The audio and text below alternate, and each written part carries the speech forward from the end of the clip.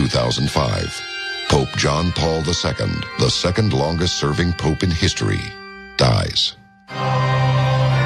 He is praised as being one of the most influential leaders in the 20th century. April 8th at 6:03 a.m., hours before John Paul's funeral, an unidentified flying object is filmed by a security camera observing St. Peter's Basilica. Could this mysterious object be evidence of a connection between the Vatican and alien life? Strange-looking craft begin to appear in Christian art as early as the 1400s. Quite frequently, artists would put symbols in the sky, but in a couple of cases, they kind of look like flying saucers. One painting, the Madonna with San Giovannino, depicts the Lady Madonna in the foreground and San Giovannino in the background pointing up to the sky, and he sees a craft that is clearly visible in the painting. In the Middle Ages and through the Renaissance, they would take events from the present and depict them in the paintings. These were real things that people saw in the sky. In The Miracle of the Snow, you have a painting of Jesus and Mary above, and below it appears to be what could be described as a fleet of UFOs or flying saucers directly below them. The Baptism of Christ, painted in 1710, shows what looks like a flying saucer beaming down toward Jesus. The Crucifixion features a pair of what look like UFOs. Are the objects captured in these works of art records of religious devotion, or evidence of the Church's connection to spacecraft, and perhaps even creatures from another world? Unsealed case file, the sighting at Fatima. 1917, the climax of World War I. Portugal attempts to remain neutral in the global conflict. The country is gripped with fear, and its people are looking for a sign of what's to come. On October 13th, 1917, in Fatima, Portugal, a mass UFO sighting with more than 70,000 witnesses took place. During the event, the rain stopped. Some witnesses believed that the clouds parted, and what was described as a saucer-shaped craft came down from the heavens above towards Earth. According to eyewitnesses, 3 children approached the vision and witnessed an apparition of a beautiful woman. The vision reportedly included a glowing globe-shaped vehicle showering rose petals that disappeared upon hitting the ground. According to the girls, the apparition gave them a cryptic message. Over the years, they attribute that to being the Virgin Mary, but it's very possible that this could have been something else. That apparition, that vision, gave a prophecy to those 3 little girls, and it was a vision of the future, a prophecy of the future. The message has been interpreted as images from an apocalyptic future. It is filled with flaming swords and so-called demons who come in the forms of frightful and unknown animals.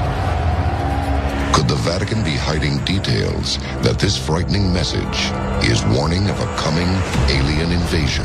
A lot of the information for Fatima really didn't come out until about the year 2000. It's believed even to this day that not everything has been revealed. If this really was a message from another world, and it was a warning, a lot of people ask, should we know? Visions, lights in the sky, sightings and messages from strange beings. Reports of possible UFO activity continue to be reported around the world, and according to experts, the Vatican openly investigates them. In 2011, a group of people on the Ivory Coast of Africa saw a light in the sky.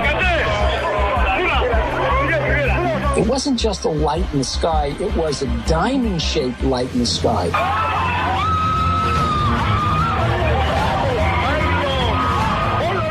And it was so vivid, so compelling, that for that moment, that group was transfixed by the light. And it changed their lives. Recently, such unidentified sightings have increased around the world. Peru, Brazil, Russia, and China, all UFO hotspots, report mass sightings that seem to come as visions. Just outside Rome stands Castel Gandolfo, a satellite Vatican estate that serves as the summer residence of the Pope and headquarters for Vatican astronomers.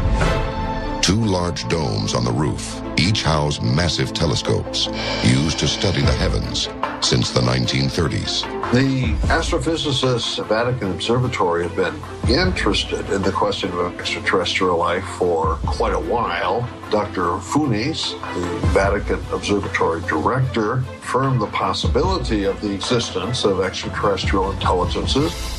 In a universe so big, probably with many of these stars having planets, it could be possible that life could evolve the way we know on Earth. Here's a strange story. In 1998, there were excavations being done under the Vatican Library. And one of the workers on the excavation team found some strange skulls. They were elongated, extended skulls. They looked like what you would think a gray alien skull would look like. The oversized, slanted eye sockets, the relatively small nose and mouth, the dome-like cranium. The similarities between its structure and the heads of the gray alien, the ET life form most commonly described by witnesses, are obvious. But why are skulls allegedly under the Vatican? The Vatican is built on the ruins of ancient Rome. And underneath the Vatican is what's known as a necropolis. A necropolis is a vast burial ground. So there could be skulls dating back not just 2,000 years from the birth of Christ, but all the way dating back to the beginning of Rome. Perhaps the conclusion was best put by a nun who stated, whatever those remains represent, there's a reason why the good fathers buried them there to be forgotten.